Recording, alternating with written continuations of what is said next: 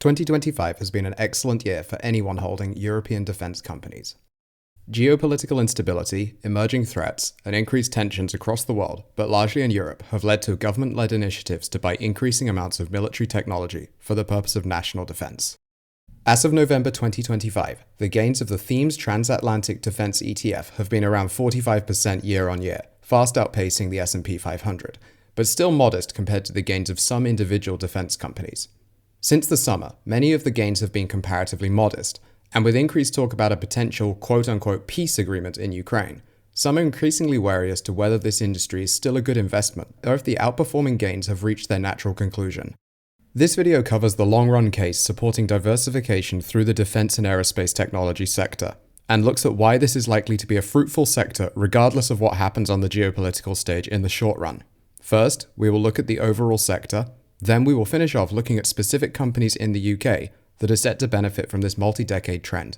But first, I'm a retail investor like any other. Anything in this video and any of my other content exists purely for educational purposes. Anything seen as a recommendation for whatever reason should be considered my opinion and only my opinion. Always conduct your own research for the investment choices that you make that are ultimately your responsibility. The fact is that governments across the world are fueling a rearmament boom, making defense and aerospace an appealing and potentially safe investment in an increasingly uncertain landscape, particularly as far as manufacturing is concerned. In the lead up to this year, by 2024, global military expenditures had reached $2.44 trillion. This represented a 4.2% increase year on year. To put this into perspective, the growth we're seeing in defense represents the largest growth rate for the sector since 2009.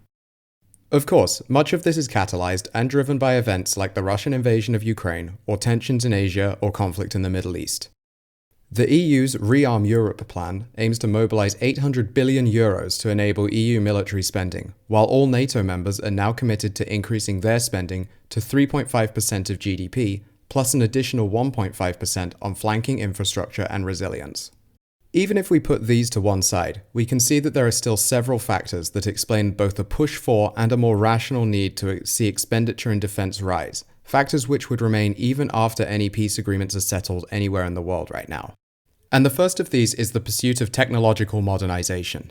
For many countries, militaries have been long underfunded. The number of tanks, aircraft, and ships have been dwindling for many years.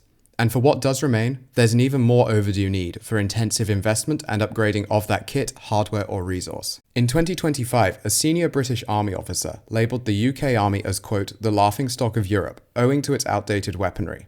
But this isn't a problem unique to the UK. Across the world, militaries have failed to keep pace with technological change since there hasn't been a clear need to invest at the pace that is now needed. Much newer technologies are emerging.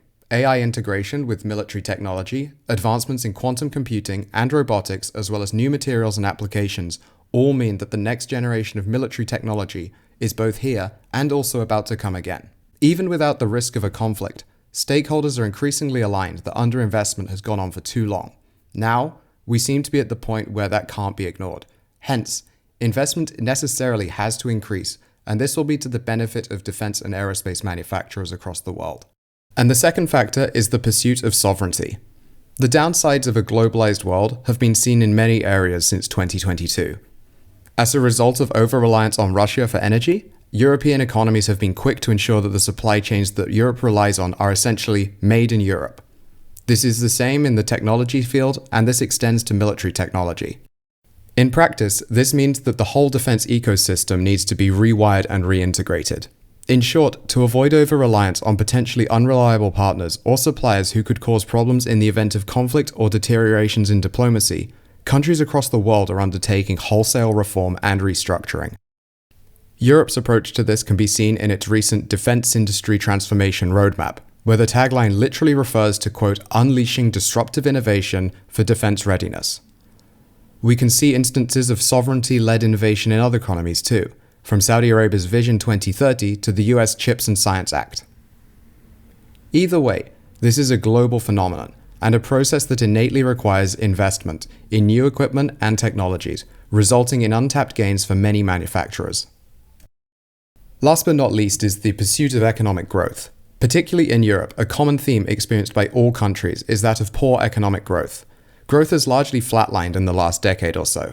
And as the cost of living rises with inflation, governments are looking for the best means to increase economic output.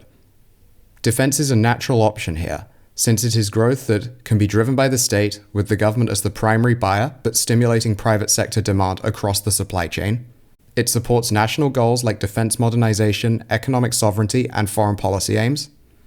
And it creates new jobs that can be filled by those who have either been long-term unemployed or those who are in industries that are facing unemployment in the not-too-distant future, like manufacturing sectors like automotive.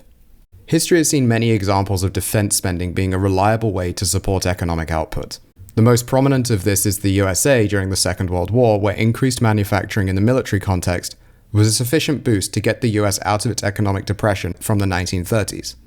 Today, manufacturing on such a scale in individual European countries is unlikely to be seen, but the principle remains the same, that defense spending can support economic growth.